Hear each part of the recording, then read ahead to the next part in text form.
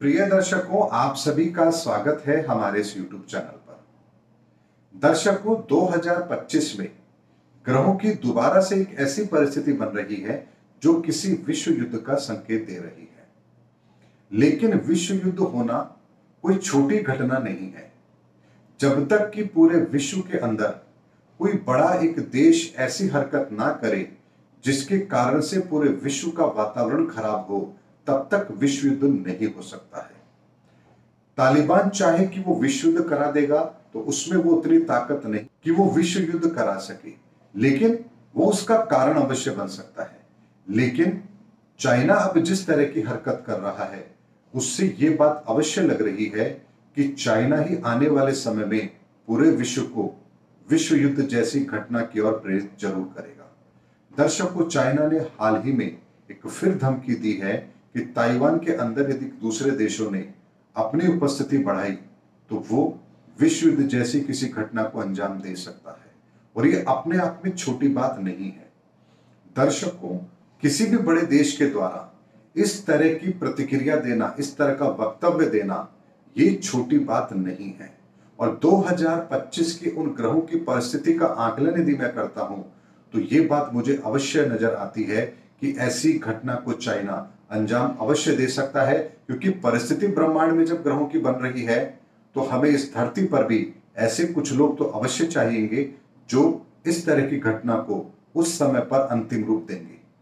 भारत नहीं कर सकता, अमेरिका नहीं कर सकता, रशिया नहीं कर सकता, पाकिस्तान और तालिबान, इनमें इतनी ताकत नहीं है कि ये तीसरे विश्व युद्ध को अंजाम दे सके। ऐसे में चाइना ही एक अकेला देश ऐसा बचता है जो थर्ड वर्ल्ड वॉर जैसी स्थिति को पैदा कर सकता है। और चाइना के हित जिस तरह से इस समय पर एक के बाद एक टूट रहे हैं, उसके सपने, उसके हित खराब हो रहे हैं, ये अपने आप में इस बात के लिए पर्याप्त सबूत है कि आने वाले समय में जब आर्थिक मंदी का दौर चाइना देखेगा तो वो निश्चित तौर पर पूरे विश्व को परेशान करने के लिए कोई बड़ा ऐसा कदम अवश्य उठाएगा जिससे पूरा विश्व एक बार खतरे में अवश्य आ सकता है।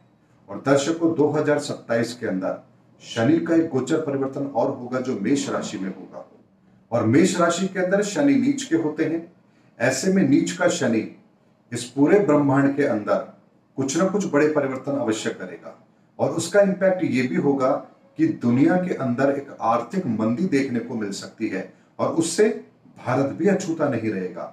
लेकिन 2027 से पहले भारत की इकोनॉमी अच्छी है, ये बात मैंने आपको पहले भी अपनी एक वीडियो में अवश्य बताई है। लेकिन हमारी बढ़ती हुई इकोनॉमी को देख करके सबसे ज्यादा यदि किसी को परेशानी होगी तो वो चाइना ही है।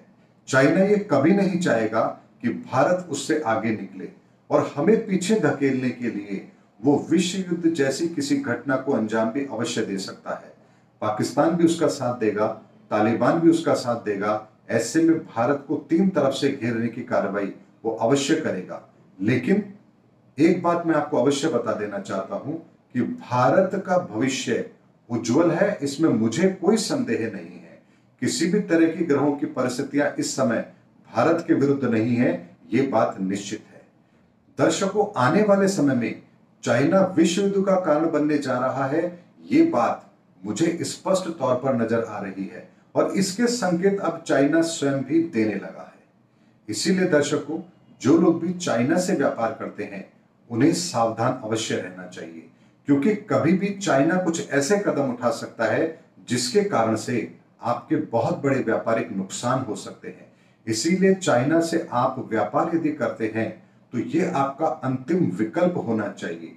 यानी पूरे विश्व के अंदर किसी और देश के साथ आपके व्यापार करने से भी यदि आपको कोई वो फायदा नहीं मिल रहा है जो चाइना से मिल रहा है तो ही आप चाइना से व्यापार कीजिए। यानी चाइना आपका अंतिम विकल्प होना चाहिए व्यापार करने के लिए, क्योंकि आज नहीं तो कल 2025 तक चाइना भारत को बहुत बड़ा व्यापारिक झटका भी अवश्य देगा। और इसका आकलन भारत सरकार बहुत पहले कर चुकी है। इसीलिए वो भारत को आत्मनिर्भर बनाने के लिए पहले से ही प्रयास आरंभ कर चुकी है। और हमारे देश के उद्योगपति भी इस चीज को समझ चुके हैं, हमारे देश के नागरिक भी इस चीज को समझ चुके हैं। इसीलिए अब उन हर चीज को जो हम चाइना से मंगवाते हैं उनमें भारत आत्मनिर्भर बनने की कोशिश अवश्य कर रहा है। आम नागरिक भी ये प्रयास कर रहा है कि वो चाइना से आ रही चीजों का प्रयोग कम से कम करे। जब तक कि उसका कोई विकल्प भारत में उपलब्ध ना हो तब तक वो उस प्रयोग को अवश्य कर रहा है, लेकिन जैसे ही उसे कोई विकल्प मिल रहा है चाइना का, वो उस चीज का प्रयोग करना भी बंद अवश्य कर रहा है। और ये देशभक्ति की भावना हम लोगों की, कॉरपोरेट्स की और भारत सरकार की, ये आने वाले समय में हमें विश्व के आर्थिक मंदी के दौर में भी हमको अपने आप को सुरक्षित अवश्य करेगा। दर्शकों, चाइना का ये जो बढ़ता हुआ कदम है, ये अपने आप में उसके लिए तो घातक है ही, लेकिन एक बार पूरे विश्व को भी परेशानी में अवश्य डालेगा। और इसीलिए 2025 का साल बहुत ही खराब साबित होने वाला है आर्थिक मोर्चे पर और विश्व की परिस्थितियों के मोर्चे पर, क्योंकि उस समय पर विश्व की परिस्थिति बहुत ही खराब रहने वाली है और जिसके दूरगामी परिणाम हमें 2-3 साल तक देखने को अवश्य मिलेंगे। इसीलिए 2025 तक का समय ठीक है, उसका भरपूर फायदा उठाइए, लेकिन 2025 से 2027 के समय को भी ध्यान में अवश्य रखिए। जो भी योजनाएं आप बना रहे हैं उसमें आपके 2025 से 2027 के साल की रूपरेखा आपके मस्तिष्क में अवश्य होनी चाहिए कि किस तरह से मुझे आने वाले समय में अपनी योजनाओं को बनाना है। उम्मीद करता हूं दर्शकों, इस वीडियो के अंदर मैंने आपको बहुत ही महत्वपूर्ण तथ्यों के आधार पर, ज्योतिष आकलन के आधार पर आपको यह बताने का प्रयास किया है कि आने वाले समय के अंदर आपको अपनी आर्थिक गतिविधियां, अपना व्यापार और अपनी भावी योजनाएं किस आधार पर बनानी है, और ये आपके लिए बहुत ही मील का पत्थर भी साबित होगी। दर्शकों, 2018 में भी मैंने जब आकलन किया था तब भी मैंने 2027 तक का आकलन आपको दिया था और कहा था कि बहुत बड़ा विश्व के अंदर परिवर्तन होने वाला है। और जब परिवर्तन बड़ा होता है तो परिस्थितियां भी विकट होती हैं, उनके समाधान भी अलग होते हैं और उन समस्याओं के समाधान के बाद में विजेता भी कुछ अलग ही तरह के लोग होते हैं। दर्शकों, इसीलिए अपने ऊपर विश्वास कीजिए।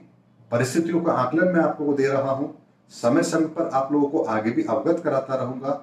बस इस चीज का ध्यान रखिए, परिस्थिति जो हमें जैसा संकेत दे रही है हमें उसके अनुसार ही अपना आचरण करना है।